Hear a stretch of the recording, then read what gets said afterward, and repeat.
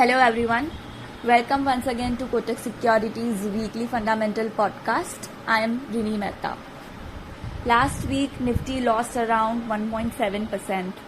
Indian markets posted small losses on relative basis on hopes of continued growth momentum, even as global and domestic data prints were adverse with elevated inflation reported across major economies.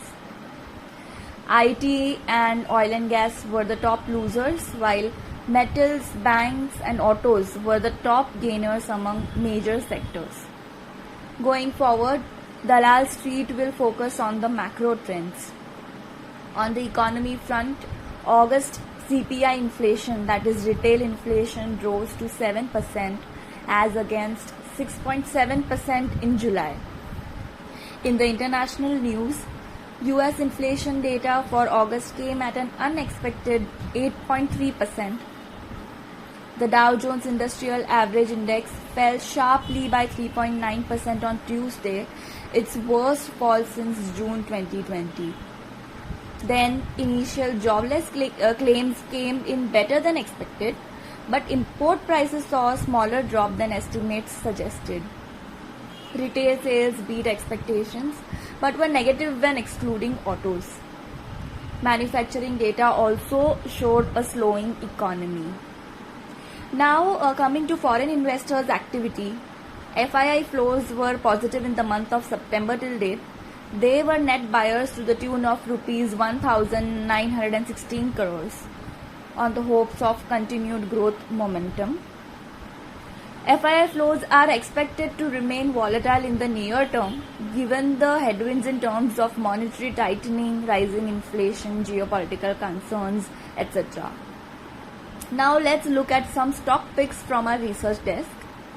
First, I'll give a company update on NMDC.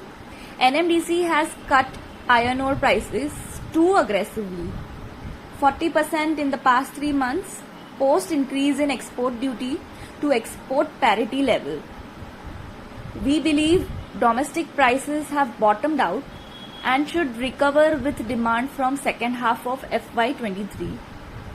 We see limited downside to seaborne prices as well, despite weak demand in China due to cost support.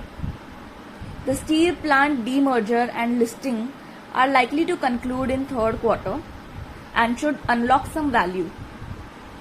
So we raised earnings and fair value of the company to rupees 140, factoring recovery in prices and higher value to steel plant. So we upgrade the stock to add rating.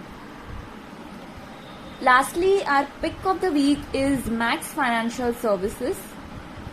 Max's overall performance was on expected lines in the last quarter. We believe that Max will continue to deliver moderate to medium term growth driven by its bank assurance. We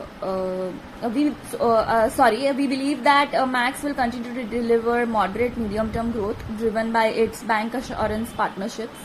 Investments in its proprietary channels will likely yield good results in the medium term, although this puts pressure on margins in the interim. So we retain buy rating on the stock with a fair value of rupees 1,100. So guys, that's all for today. See you again next week. Signing off. Thank you.